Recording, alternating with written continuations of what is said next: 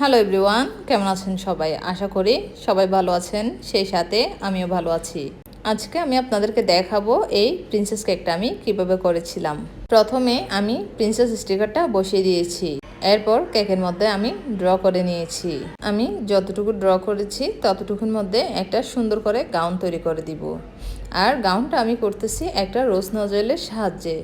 রোজ nozzle মূলত অনেক ধরনের হয়, তবে এই রোজ নজলটা আপনারা দেখতেছেন একটু বাঁকা টাইপের আর সাইজটাও একটু বড়। আপনারা দেখতেছেন আমি একটু ঢেউ ঢেউ করে করতেছি, তবে এই নজলের মোটা সাইড যেটা ছিল এটা আমি নিচের দিকে রেখেছি, আর যেটা চিকন সাইড আছে ওইটা আমি উপরের দিকে দিয়েছি। আর আমি ছোট ছোট করে একটা একটা পাপড়ির মতো করেই দিচ্ছি।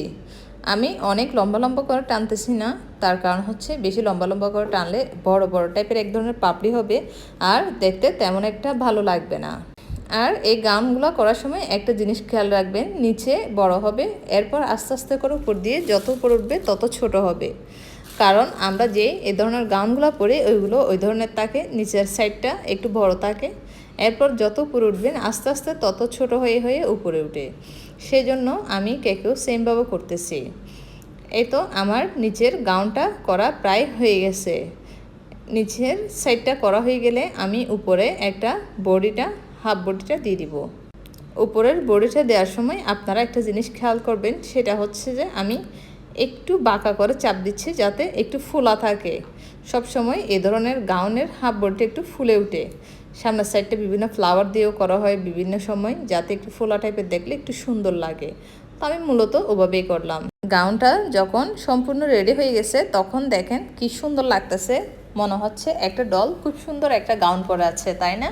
এই জিনিসটা আমার নিজেরই অনেক বেশি ভালো লাগে, সেই সাথে ক্লায়েন্টরাও অনেক বেশি পছন্দ করে।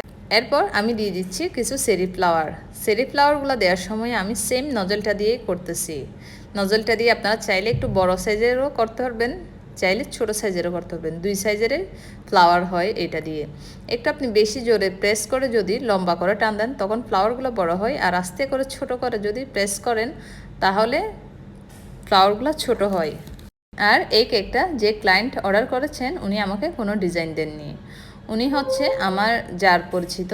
তো মূলত কেকটা আমার যার মাধ্যমে আসে অর্ডারটা, আমার যাকে উনি বলে দিয়েছিলেন যে ওনার মেয়ের বার্থডে, আর সেই সাথে উনি বাজেটটাও বলে দিয়েছেন অতটুকুর মধ্যে যাতে ওনাকে একটা কেক করে দেওয়া হয়, আর কেকটা হবে মেয়ে বেবির জন্য।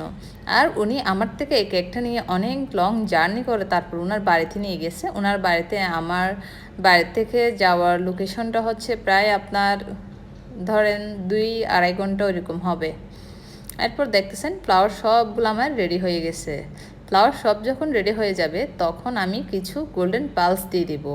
এই গোল্ডেন পালসগুলো যখন প্রত্যেকটা ফ্লাওয়ারের মাঝখানে দেব তখন দেখেন কি সুন্দর একটা লুক চলে আসছে। এই তো আমার কেকটা রেডি। কেমন লেগেছে জানাবে।